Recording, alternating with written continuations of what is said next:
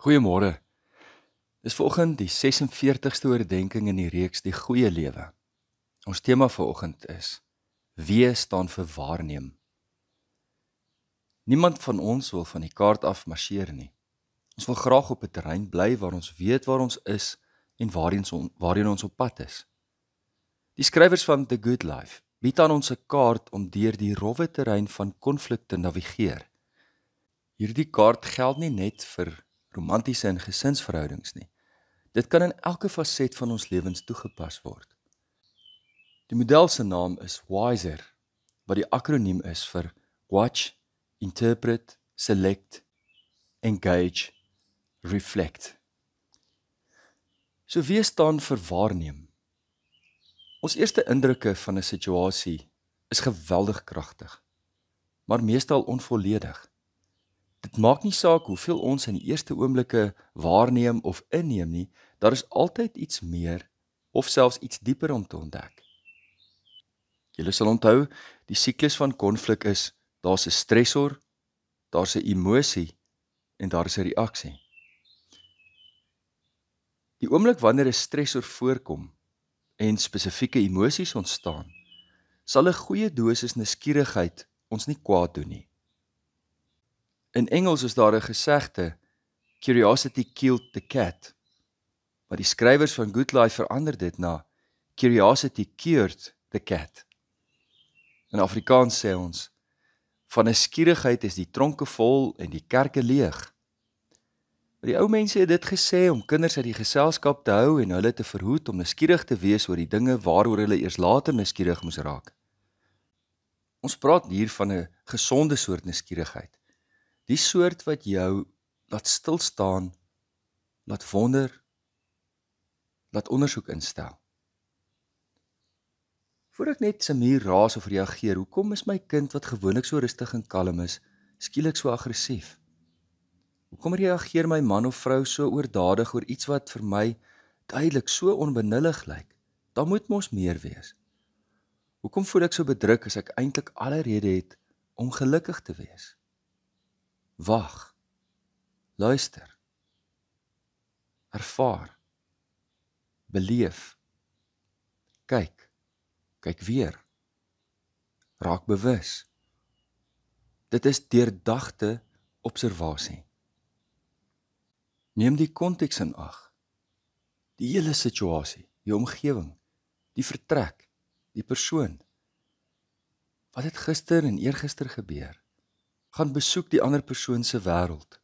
Stap 'n myl in hulle skoene. Raak nuuskierig oor jouself, oor jou eie reaksie. Ek onthou so 'n paar jaar gelede is ek en Natasha besig om klaar te maak die oggend. Ons praat oor een of ander tema en die gesprek loop nou nie soos wat ek graag wou gehad het dit moes nie en ek gee haar sommer so 'n dwars antwoord. En ek stap daarna weg. Nadat ek 'n hele ruk daaroor gedink het, besef ek, dit wat ek nou beleef het eintlik niks met haar te doen nie. En ek stap terug in die kamer in en sê, om een of ander rede voel ek kwaad vanoggend, maar ek weet dit is nie teenoor jou nie. Ek is jammer, ek het dit op jou uitgehaal. En ek moes baie lank dink oor, wat is dit wat ek nou eintlik ervaar? Want die emosie wat by my opgekom het, het gelyk of Natasha die stresser is, maar sy was nie. Baie keer lees ons koerant byvoorbeeld, en die dag se nuus ontstel ons. Of ons loop 'n paar dae rond met iets wat ons pla en ons is eintlik geïrriteerd met daardie situasie of daardie tema, maar nou haal ons dit uit op die persoon waar ek eintlik die veiligste by voel om my emosies te wys. Ek kan mos nou nie by my werkgewer vir hom of haar gaan afjak of 'n bestuurder of so iemand nie, waar ek 'n risiko loop nie. So nou haal ek daardie emosie uit in die plek waar ek eintlik die veiligste voel. En so leef ons soms in 'n stresvolle tyd van ons lewe. Ons angsvlakke is hoog, of ons stres baie oor 'n situasie by die werk, en nou is ons kort af by die huis met mekaar. So dit lyk of daardie persoon my stressor is, maar eintlik is hulle nie. Daar is 'n ander stressor wat maak dat ek daardie emosies en die reaksie wat eintlik daai kant toe moet plaasvind, nou uithaal op my geliefdes. Raak nuuskierig, staan stil, raak bewus neem waar. Soos wat ek hierdie oordeenking uitwerk, bring dit herinneringe op van situasies wat ek verkeerd hanteer het. En al hierdie situasies het een ding in gemeen. Ek het tot konklusies gespring voordat ek al die inligting gehad het. Viktor Frankl het 'n geweldig belangrike uitspraak gemaak toe hy die bekende woorde gespreek het.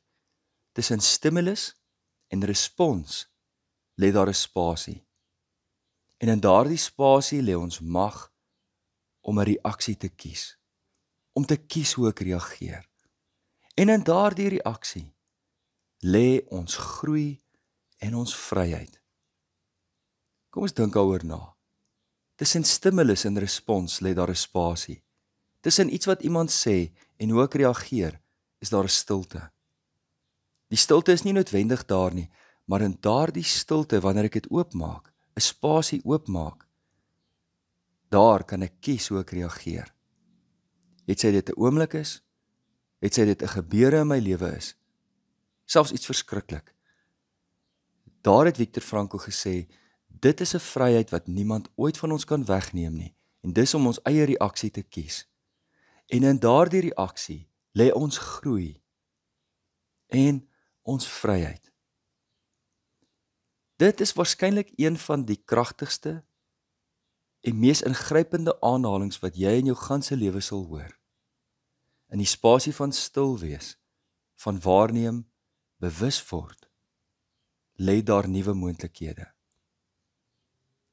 In Spreuke 16 vers 32 lees ons: 'n geduldige mens is beter as 'n held, en wie sy gees beheers, is beter as iemand wat 'n stad inneem.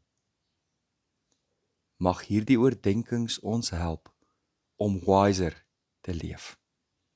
Môreoggend praat ons verder oor hierdie akroniem.